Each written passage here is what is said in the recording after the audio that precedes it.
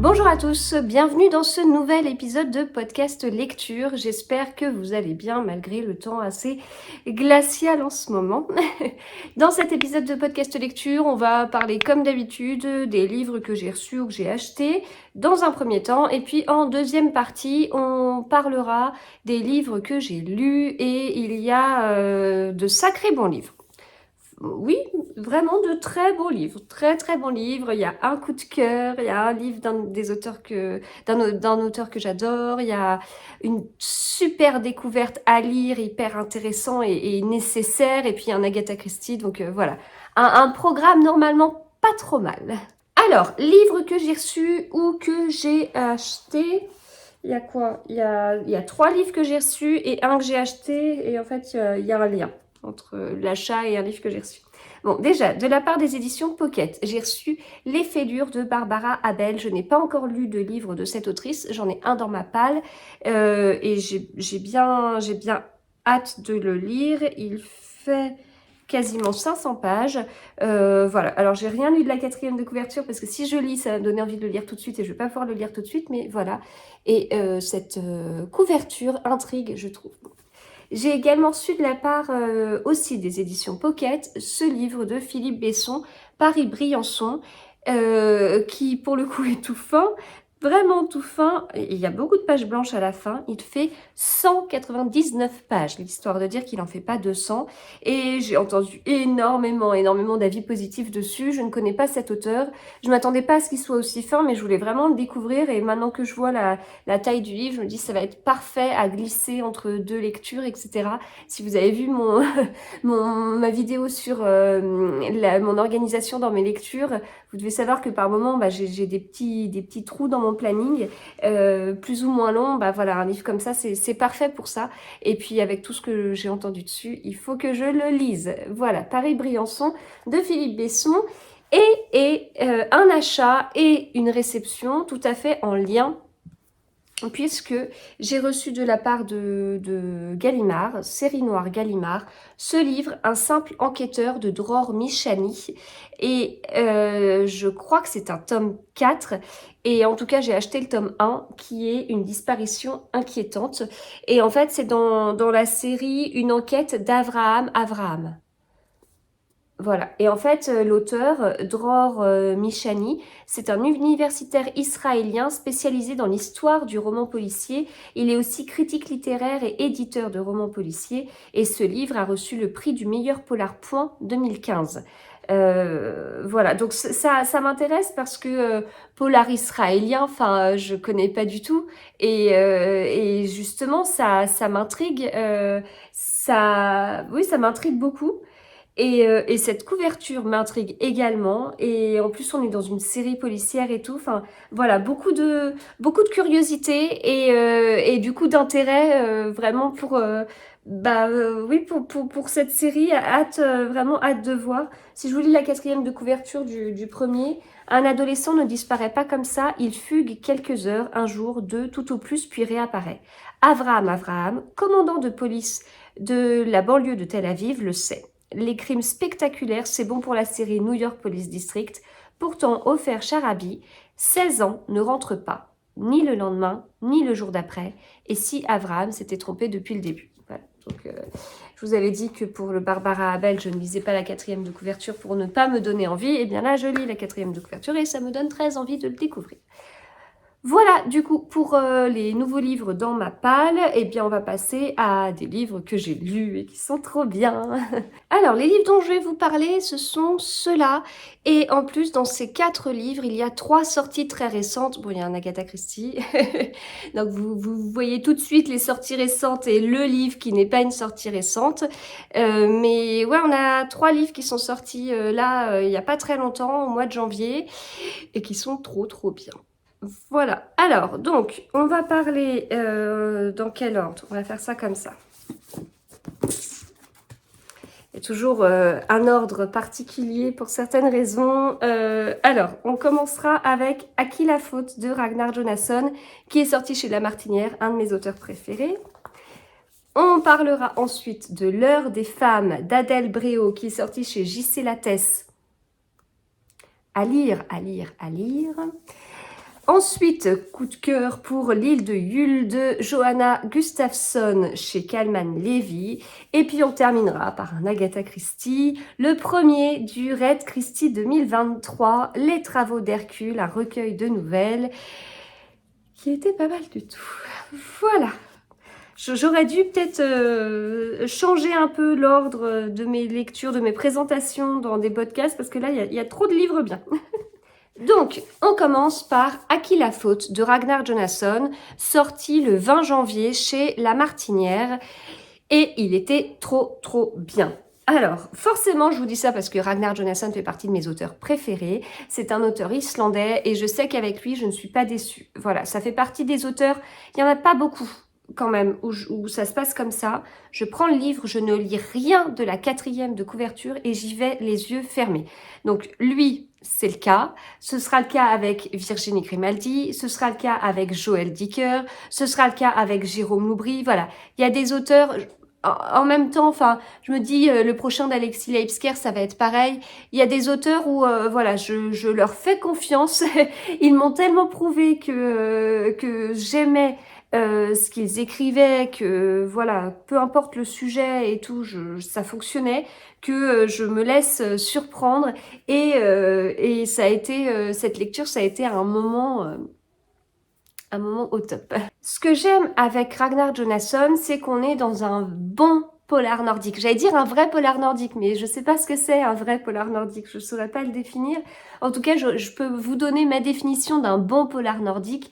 Un bon polar nordique, c'est un polar où j'ai froid, où l'ambiance elle est vachement bien transmise, où ça fait partie de l'intérêt du livre, une ambiance pesante qui vient mettre une ambiance angoissante.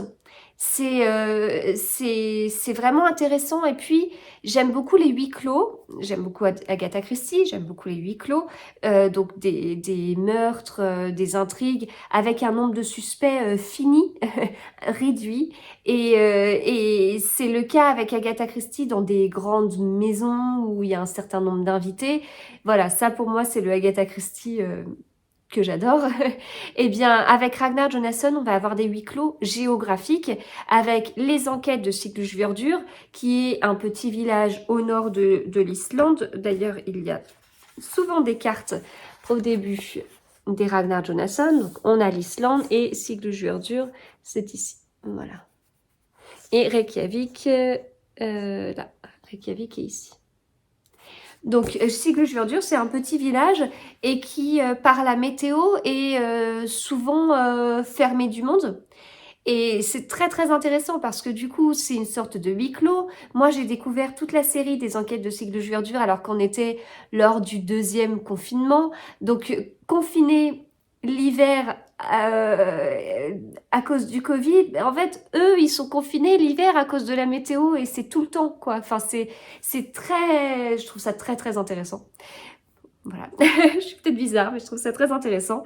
Et là, on se retrouve dans ce livre-là, à nouveau dans un huis clos géographique, météorologique, et du coup, il va se passer des choses, etc.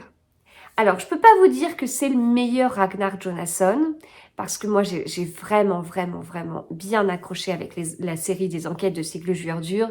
J'aime beaucoup Harrisor, j'aime bien le voir évoluer, donc j'ai du mal à vous dire, tiens, c'est le meilleur. Voilà. Il a quand même fait des choses très différentes, parce qu'on a les enquêtes de Siglufjörður, on a la trilogie de la Dame de Reykjavik, très différent au niveau des ambiances. On est à Siglufjörður dans un village, on est à Reykjavik, la capitale islandaise, c'est pas Paris, c'est pas une ville aussi animée. En disant ça, je pense, j'ai pas été dans énormément de capitales nordiques, mais j'ai été à Helsinki et alors Helsinki, c'est une grande ville certes, mais il n'y a pas ce fourmillement, enfin ce monde qu'on peut avoir dans des grandes villes. Voilà, ce qu'on peut avoir dans certaines autres capitales européennes, ce qui peut satisfaire certains et au contraire agacer d'autres. Enfin, voilà. Après, chacun son avis. Donc, j'imagine Reykjavik un peu dans ce style d'Helsinki, voire peut-être même pire, on va dire. Et donc, il a écrit des choses très différentes. Et puis, il a écrit... Alors, où sont mes Ragnar tac, J. Ah, ben ils sont là. Je les cherche, ils sont là. En grand format. Après, j'ai tous les petits formats qui sont pile à l'opposé de la salle à manger. Donc là, j'ai la trilogie de la Dame de Reykjavik, mais j'ai aussi 10 âmes, pas plus, qui est celui...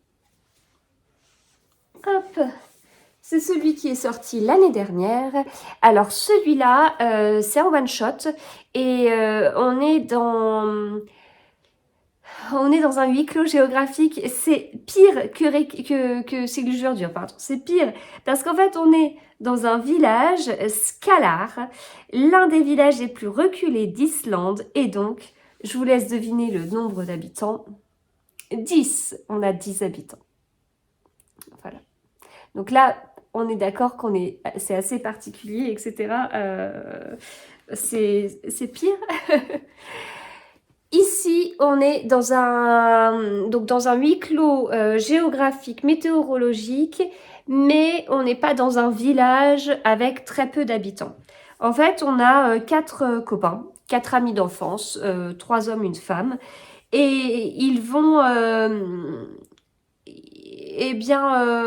se retrouver, faire, je sais pas comment dire, je sais pas si on peut appeler ça une sorte de randonnée, voilà, mais ils se retrouvent au milieu d'une tempête et il faut vite qu'ils se réfugient quelque part. Et en fait, quand ils arrivent alors c'est un pavillon de chasse abandonné, ils arrivent dedans et ils ont une sacrée surprise parce qu'ils ne sont pas seuls. Je vais pas en dire plus. Donc, alors, ce que j'ai aimé, c'est l'ambiance pesante. Enfin, voilà, l'ambiance à la Ragnar Jonasson, mais elle est là, elle est là. En fait, je dis que les polars nordiques, c'est des ambiances incroyables, mais en fait, je me demande, est-ce que ce n'est pas que Ragnar Jonasson qui a ce truc-là? Je sais pas, glaçant. Ça peut me faire un petit peu penser à Momalo, avec la série Kahana, qui a marché dans le froid. Il y a peut-être un côté un peu comme ça. Et donc, voilà, il marche dans le froid. On sent qu'il fait froid. On sent que l'ambiance est assez glaçante. Et puis, ce qui va se passer est assez particulier. Le rythme est présent, notamment par des chapitres assez courts. On est dans un roman choral. On va alterner entre les 4 amis. Quand je dis que les chapitres sont assez courts, c'est-à-dire que je me souvenais pas qu'ils pouvaient aller aussi loin dans des chapitres courts, faire aussi court. Donc on a parfois des chapitres qui font une page. Alors, par exemple, le chapitre commence là avec Arman et il finit là. Et ensuite on est avec Gunnlaugur. Donc on a Arman, Gunnlaugur, Elena et comment il s'appelle le dernier? Daniel. Les chapitres commencent toujours sur cette page-là. Donc, s'il n'y a rien là, si le chapitre s'arrête avant cette page, elle reste blanche. Donc, ça se lit vraiment vite. Et ce livre fait 330 pages. 332 pages. Donc, vous voyez, 332 pages avec des chapitres courts, plus régulièrement des pages blanches. Ça se dévore en une soirée. Donc, ce que j'ai aimé, c'est, comme je vous dis, l'ambiance glaçante, vraiment, mais Ragnar Jonasson est très bon sur ça, bien rythmé, prenant par ce roman choral, par ces chapitres courts, etc. Et puis, surprenant. Et ça va me faire penser un peu enfin, ça va rejoindre ce que je vais vous dire dans le livre de Johanna Gustafsson que j'ai lu. C'est, en fait, surprise, parce que vous êtes tranquillement en train de lire votre livre et paf, on vous balance un truc vous n'aviez pas vu venir. Ça va me faire penser dans un style totalement différent au dernier livre de Julien Rampin, le magasin des jouets cassés, je regarde mes livres Charleston là, où pareil, vous êtes tranquillement dans votre lecture et paf, il y a un truc. Alors, autre livre de Claire Favant. C'était La chair de sa chair, je crois. Non, je sais plus. Il y a un livre de Claire Favant que j'avais lu. Je sais plus. Je sais plus. Donc, non, c'était pas celui-ci. En tout cas, ce qui est sûr, c'est que dans le deuxième tome de Le tueur intime, le tueur de l'ombre, là, il y a un truc, mais voilà. Et en fait, je découvre un peu ce style-là et j'adore, en fait. Vraiment, c'est même pas une histoire. C'est-à-dire que vous avez même pas commencé à actionner vos réflexions pour vous dire ah, il s'est peut-être passé ça, il s'est peut-être passé ça. Vous commencez même pas à vous dire quel est le dénouement qu'on vous balance un truc. Et voilà.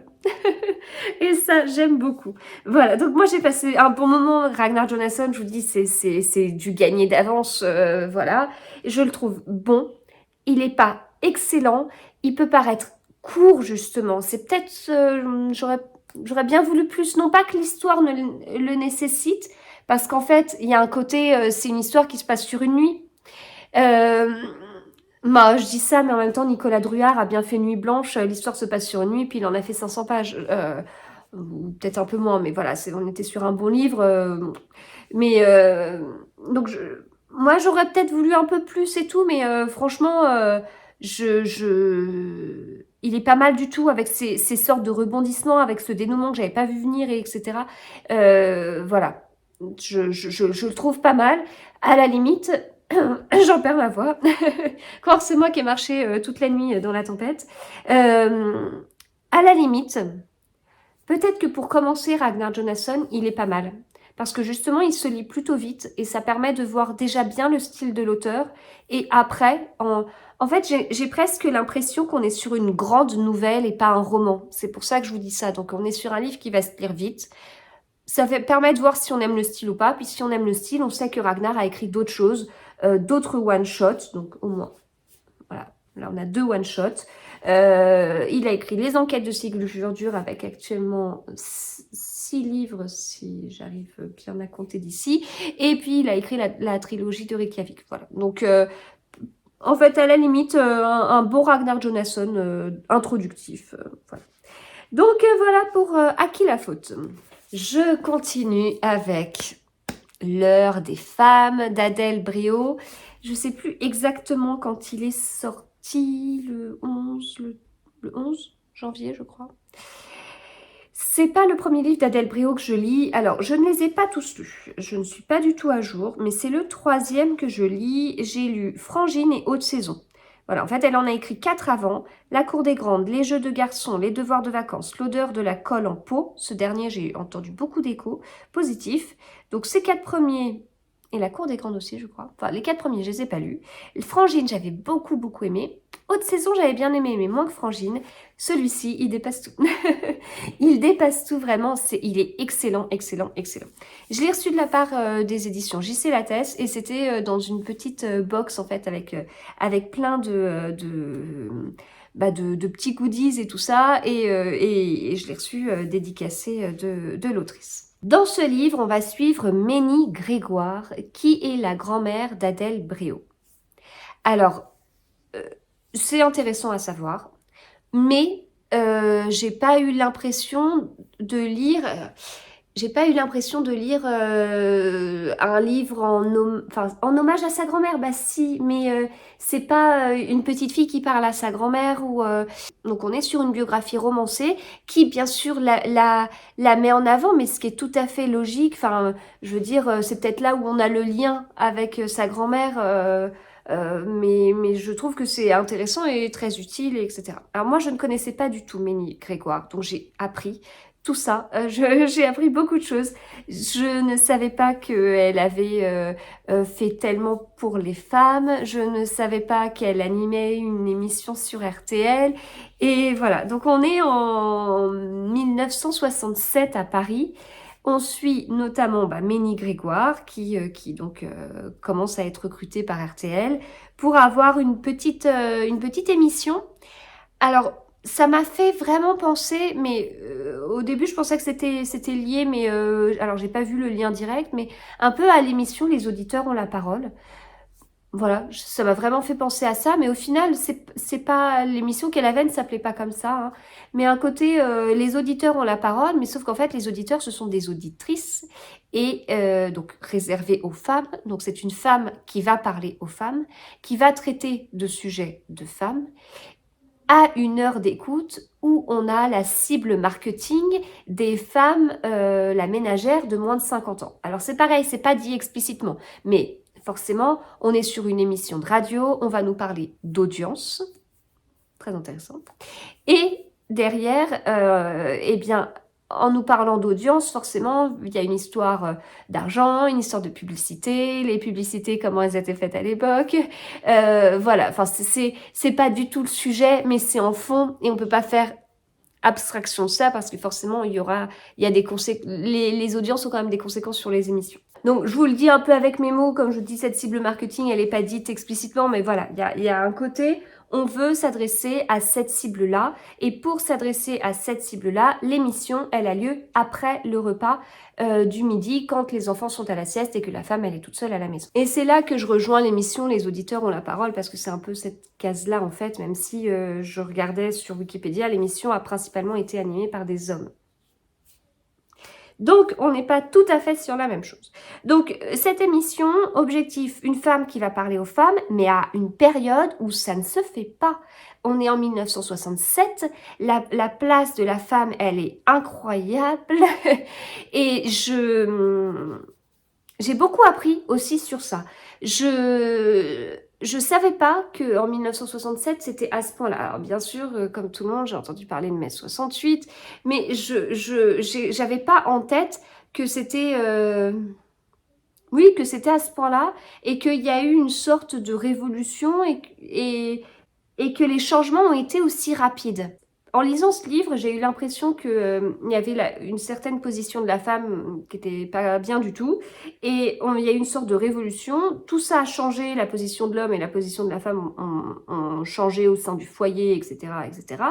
Ça a été assez rapide. Et depuis ce moment-là, jusqu'à maintenant, on peut pas dire qu'il y ait une progression hyper rapide en fait. Enfin, et ça fait partie un peu des sujets, des questions que Adèle Bréau peut poser. En fait, dans la construction de son livre, ce qui est très intéressant, c'est qu'on va avoir un roman choral avec, on va suivre plusieurs personnages ou personnes réelles, parce qu'on mêle un peu les deux. Donc on va suivre Ménie Grégoire, fin des années 60. On va suivre une autre femme, à peu près dans les mêmes eaux. Et puis, on va suivre encore une autre femme, mais de nos jours. Et en fait, elle aimerait écrire sur Ménie Grégoire. Donc, elle va faire des recherches, etc. Et en fait,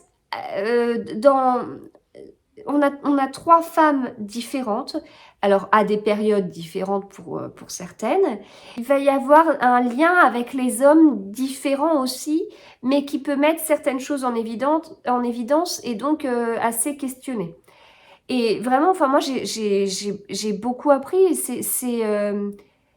Après, je pense que, enfin, je connaissais pas du tout Ménie Grégoire, etc. Et puis, je pense que ça dépend de beaucoup de choses dans les familles. Enfin, moi, de mon côté, j'ai toujours vu mon père participer aux tâches ménagères. Presque chez moi, ma mère passait l'aspi dans les différentes pièces, puis mon père suivait avec la serpillière, ou inversement. Voilà, donc c'est ma mère qui cuisine, mais je vois mon père encore maintenant étendre le linge. Enfin,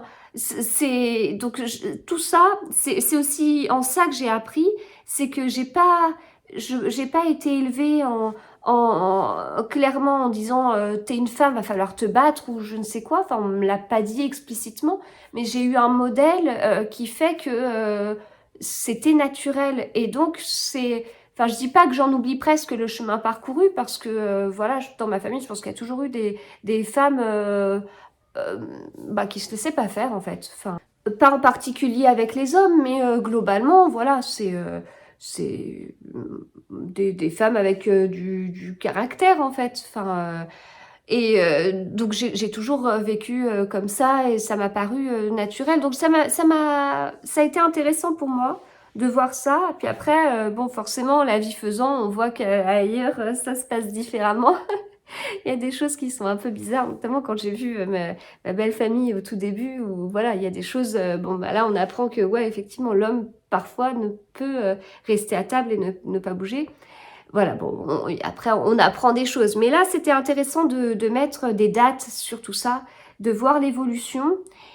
Ah, c'est révoltant de voir ça. On peut se féliciter du chemin parcouru, sans se reposer sur nos lauriers, enfin, en se disant c'est bien, c'est bien, on en arrive là, on n'est pas obligé de demander l'autorisation, enfin il y a des choses tellement choquantes de demander l'autorisation à notre mari de faire un chèque, on se fait pas taper sur les doigts parce qu'on a fait les courses et on a trop dépensé, alors que c'est pas nos sous, c'est pas nous qui travaillons pour les avoir, enfin tout ça, mais voilà, ça agace, ça énerve, ça met tellement en colère, donc voilà, on a fait un bon bout de chemin, mais c'est pas fini. Voilà, c'est pas terminé et c'est pas terminé, c'est une réflexion qu'on peut avoir de nous-mêmes en voyant certaines situations, etc. Et c'est, ça peut être un questionnement implicite dans le livre.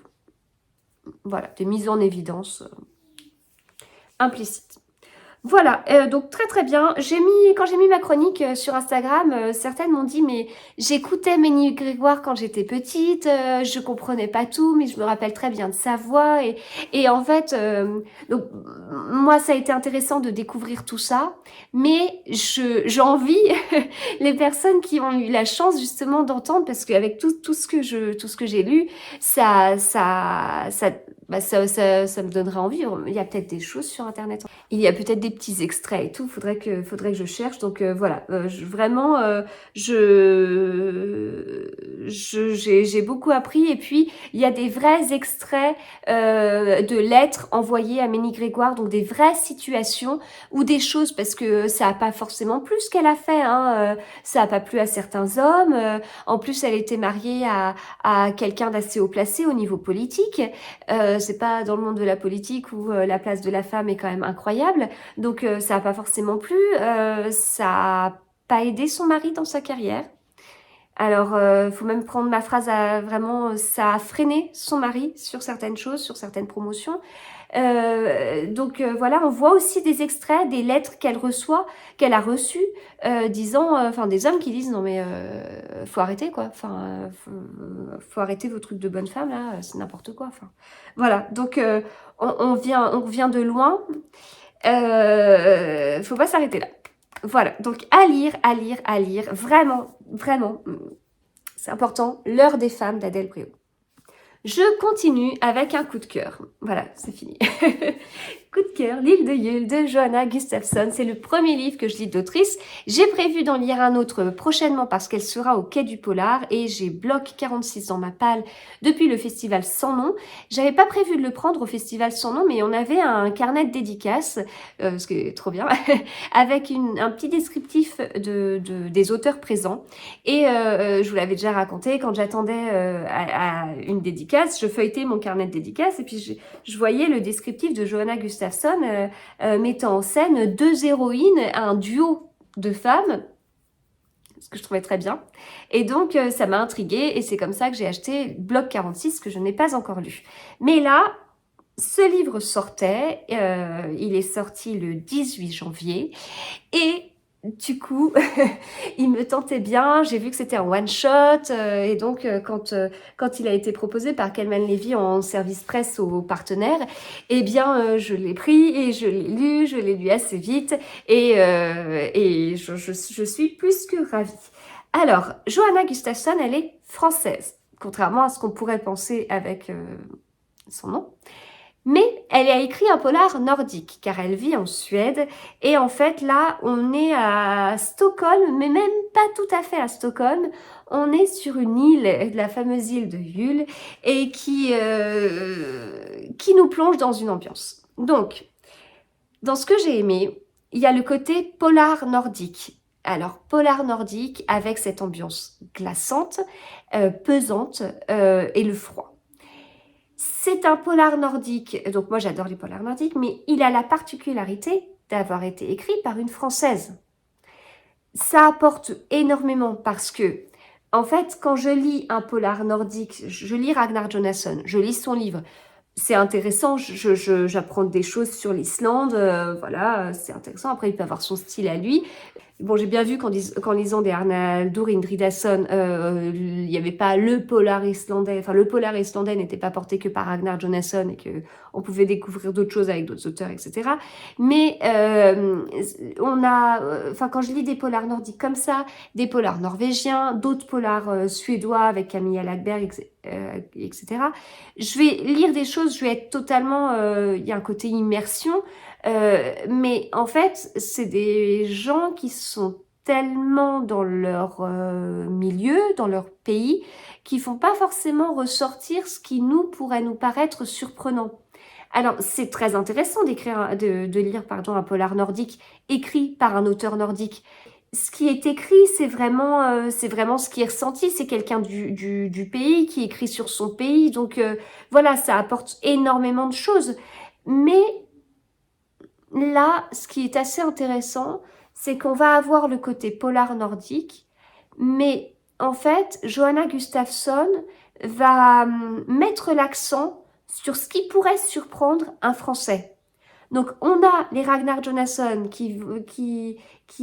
donc c'est les livres de Ragnar qui vont derrière nous mettre totalement dans l'ambiance islandaise avec l'écriture islandaise et tout.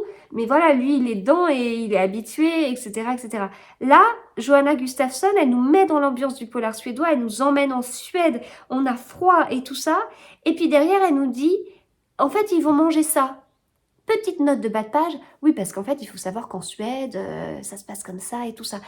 Il faudrait que je vous prenne un exemple. Je vous ai mis une safrane boule, je ne sais pas comment on dit, explique les serveuses, les yeux pétillants d'appétit, elles sortent du four, ce serait vraiment dommage de ne pas y goûter. Ok, donc safrane boule, je sais pas quoi, il y a une petite note de bas de page, brioche au safran dégustée pendant la période de Noël. Ok. Et en fait, il y en a plusieurs comme ça. À un moment donné, il y a une marque d'eau pétillante suédoise. Le Snaps est une sorte de brandevin, littéralement vin brûlé, équivalent à notre eau de vie en France. Enfin, voilà, du coup, je trouve que c'est assez... bon, ces notes pages, elles sont assez nécessaires et nous permettent encore plus de nous mettre dans cette ambiance. Il y a aussi des petites choses qui sont indiquées sur... eh bien, l'entrée de la Suède dans l'Union européenne, enfin, des petites choses comme ça, de contexte, etc., des éléments qu'on n'a pas du tout en France, ou alors très peu, et c'est vraiment intéressant, elle nous accompagne bien, mais tout en nous plongeant vraiment dans cette ambiance suédoise. Ne serait-ce qu'au tout début, la note de l'autrice, quand on commence. Stormholmen est une île piétonne appartenant à l'archipel de Stockholm en Suède. Un manoir y a été construit en début du siècle dernier et certaines rumeurs prétendent qu'il est hanté. C'est là, à 5 minutes en bateau de chez moi, que je m'apprête à vous emmener. Vous êtes prêts? Couvrez-vous, il fait froid. J'ai lu ça et j'étais ok, c'est bon, c'est bon, je pars dans le livre et tout. Alors, dans le livre, on est à nouveau dans un roman choral. Ce troisième livre que je vous présente, troisième roman choral. On va suivre plusieurs personnages. On va suivre Emma, on va suivre Karl et on va suivre Victoria. Victoria avec un K.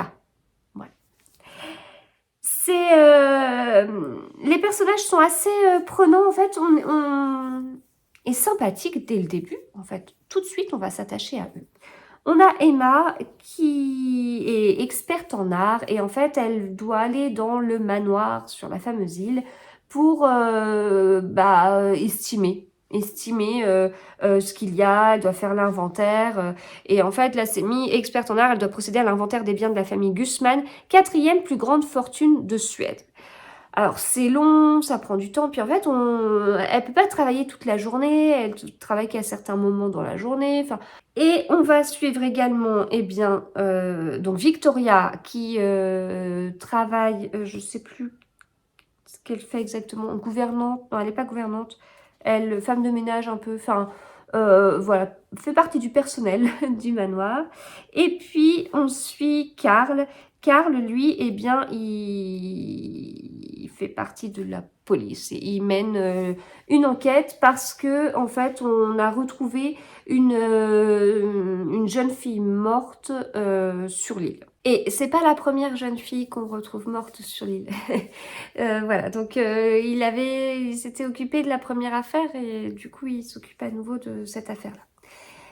Le rythme, il est soutenu. On a On a des chapitres relativement courts, de la même façon que les Ragnar, on a des pages blanches parce que les chapitres commencent toujours sur cette page-là.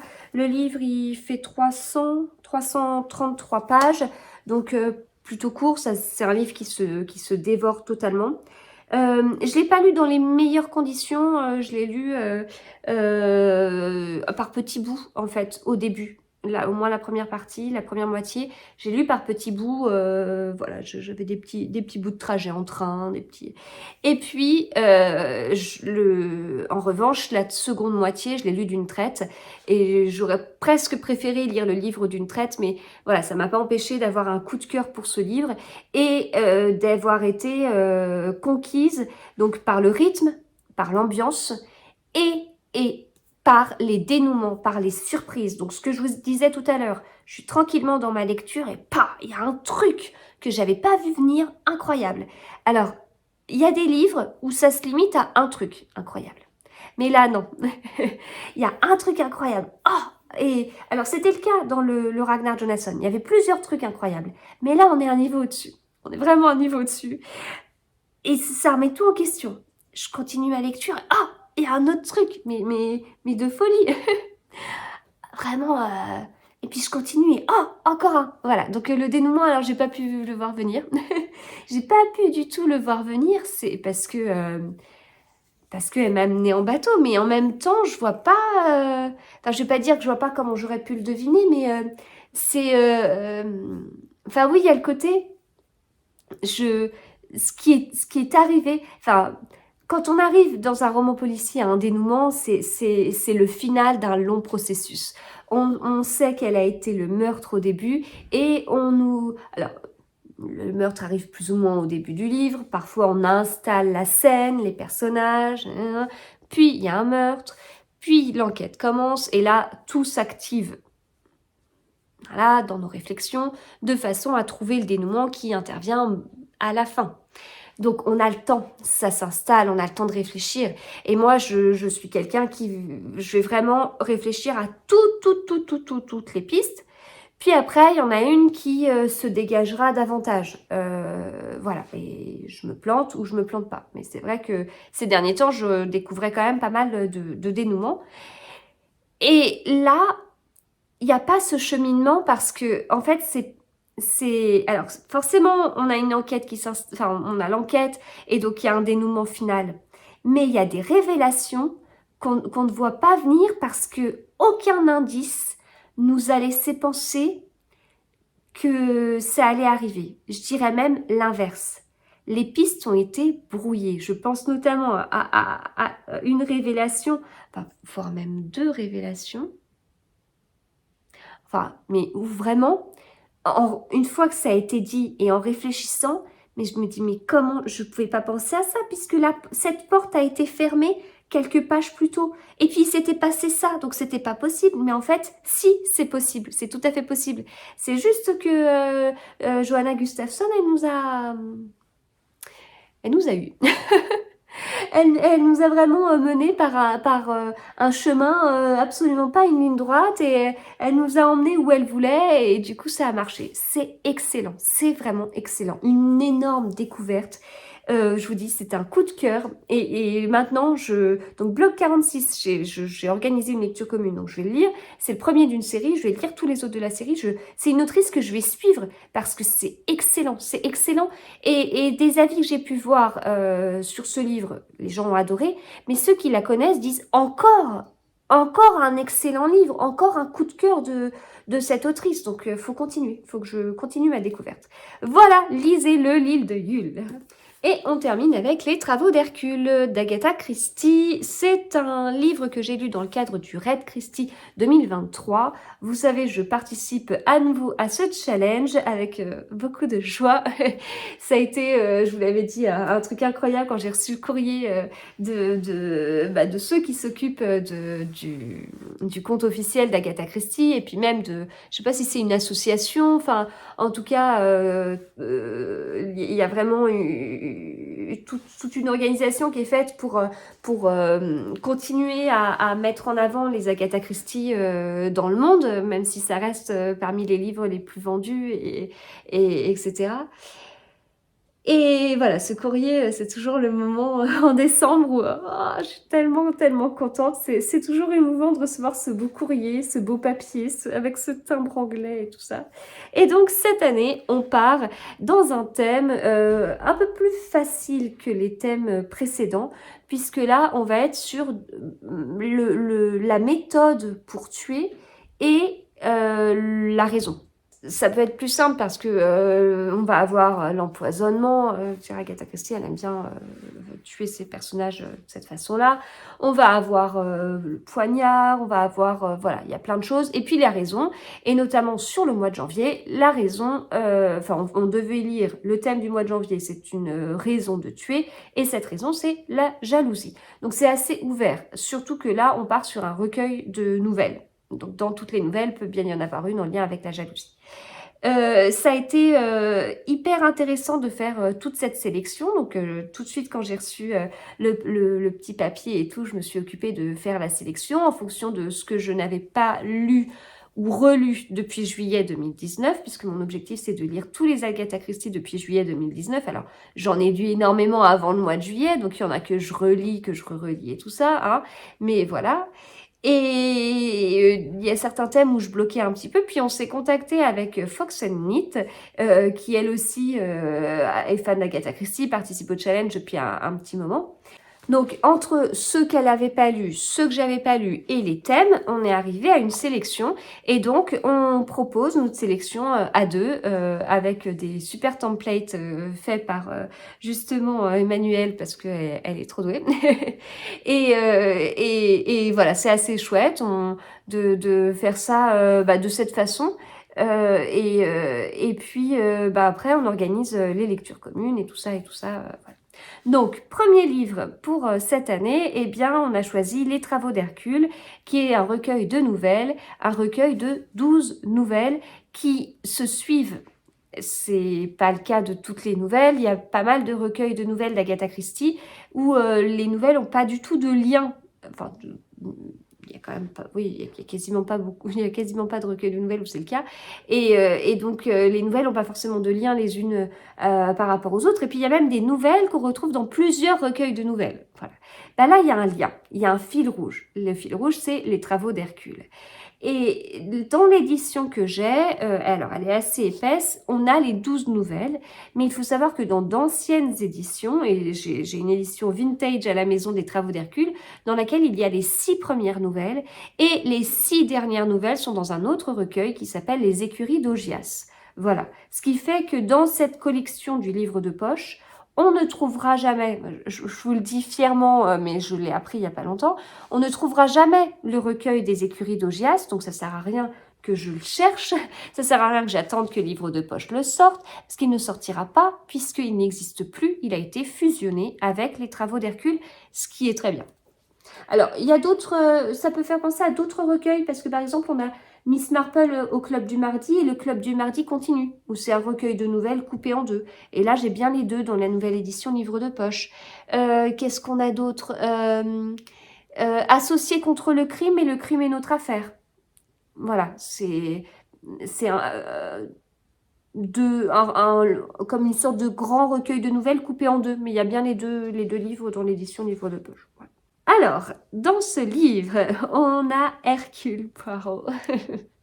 Oui. Hercule Poirot, donc c'est trop bien de commencer l'année avec lui. Il m'avait tellement manqué l'année dernière parce que le thème de l'année dernière, c'était les voyages d'Agatha Christie. Donc j'avais été vraiment vers beaucoup de livres que j'avais pas encore lus. Justement, c'était l'occasion de les lire par rapport à ce thème. Mais Hercule Poirot, je ne l'ai pas assez vu à mon goût. Donc là, je suis très contente de le voir dans ces petites nouvelles assez courtes. Et en fait, on a un fil rouge, c'est que Hercule Poirot, en fait, va arrêter son activité. Bon, c'est pas la première fois qu'il nous fait le coup, de vouloir arrêter son activité. Et donc, il dit, voilà, je vais arrêter mon activité. Mais en fait, en discutant avec quelqu'un et tout, il se dit, avant de partir, pourquoi pas n'accepter que des affaires qui me permettraient de remplir les 12 travaux d'Hercule. Voilà, donc on est vraiment sur une comparaison, on reprend chaque nouvelle, c'est ça reprend vraiment les travaux d'Hercule. Après, dans la nouvelle, on a l'explication de pourquoi cette affaire-là peut y faire penser. Alors, du coup, on a la biche au pied d'airain. Qu'est-ce qu'on a d'autre? L'hydre de Lerne. Alors, j'aurais bien voulu avoir le nom de la première. Le lion de Némée. Voilà, on a comme ça. Donc, on nous dit... donc là, dans le lion de Némée, Hercule Poirot dit à plusieurs reprises, ah oui, là, on est vraiment sur un lion. Ah oui, là, vraiment... je le vois bien, le lion, quoi. Enfin, sur l'hydre, c'est... Enfin, c'est pareil. Bon, je vais pas tout vous révéler, mais c'est vraiment bien décrit. Pourquoi comment lui, il estime que oui, ça fait partie des 12 travaux, en fait. Voilà. Et même si on a ce côté mythologie, on est sur des enquêtes très classiques et je vous avais dit dans le recueil de nouvelles, le dernier recueil de nouvelles que j'ai lu l'année dernière, en fait, pour le mois de décembre, j'avais choisi dans le Raid Christie 2022, le recueil Allô Hercule Poirot. Et j'avais de très bons souvenirs d'Allô Hercule Poirot. Et en fait, j'avais en tête des nouvelles avec Miss Lemon, donc sa secrétaire. Et quand j'ai lu Allô Hercule Poirot, déjà je me suis rendu compte que une bonne partie des nouvelles ne mettaient pas du tout en scène Hercule Poirot. Et en fait, j'avais vraiment des mauvais souvenirs. C'était pas du tout ce à quoi je m'attendais. Donc j'avais été un peu déçue parce que j'avais tellement hâte de lire ces nouvelles avec Miss Lemon et tout. Et hier, j'ai retrouvé mon édition vintage des travaux d'Hercule. Ça m'a fait tout bizarre et en fait, je me demande si je les ai pas confondus. Alors, le hasard fait que j'ai choisi les travaux d'Hercule, enfin, avec Emmanuel pour le mois de janvier. Et donc, c'est un peu lire le livre que je pensais lire au mois de décembre. Je sais pas, ça m'a vraiment fait bizarre.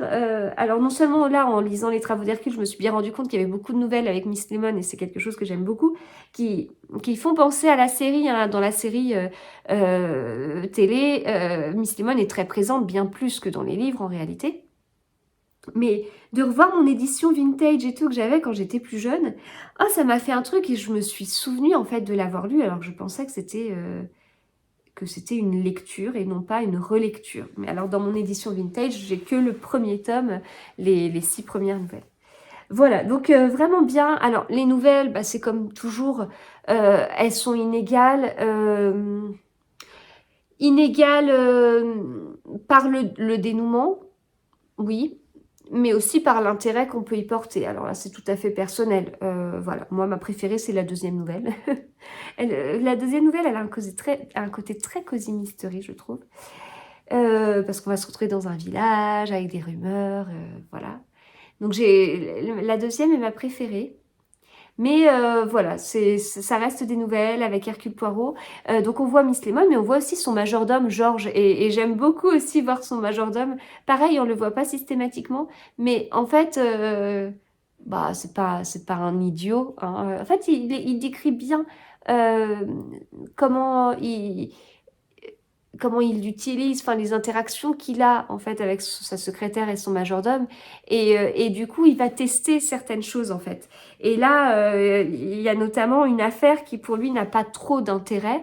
Il est très surpris que sa secrétaire la sélectionne, mais il la connaît sa secrétaire, et si elle sélectionne ça, c'est pour une bonne raison. Donc sa secrétaire, elle a un côté, elle est pas incroyable au niveau raisonnement, mais c'est une machine en fait. Elle est d'une productivité incroyable et pour ça, c'est très précieux pour Poirot. Et connaissant le fonctionnement de sa secrétaire, eh bien, parfois, il peut être surpris de certaines choses et donc il se met à la place de sa secrétaire pour voir pourquoi telle affaire a été sélectionnée. Et avec son majordome, il va tester, ça peut être juste, à votre avis, Georges, pour quelle raison est-ce qu'on ferait gna gna gna et donc son majordome, voilà, très très sérieux dans son travail avec un côté très premier degré. Et ça peut être pour cette raison-là, etc. Et c'est intéressant pour Poirot pour parfois se remettre, enfin il va tellement réfléchir à certains trucs que parfois juste ça, ça permet d'avoir tout de suite les idées les plus naturelles qu'on peut avoir, ce que lui-même a oublié tellement il a été loin dans sa réflexion. Voilà. Donc vraiment très très chouette, un très chouette recueil de nouvelles. Je suis très contente d'avoir commencé l'année comme ça, très contente d'avoir commencé l'année avec Hercule Poirot, très contente d'avoir commencé l'année avec un livre que j'ai bien apprécié. Et donc, ben, voilà, ça va continuer. Il reste 11 Agatha Christie à découvrir dans le cadre du Raid Christie 2023. Donc, prochaine lecture dans un mois. Voilà, et bien écoutez, j'ai terminé cet épisode. J'espère qu'il vous a plu. Et puis, on se retrouve très vite pour d'autres vidéos. À bientôt.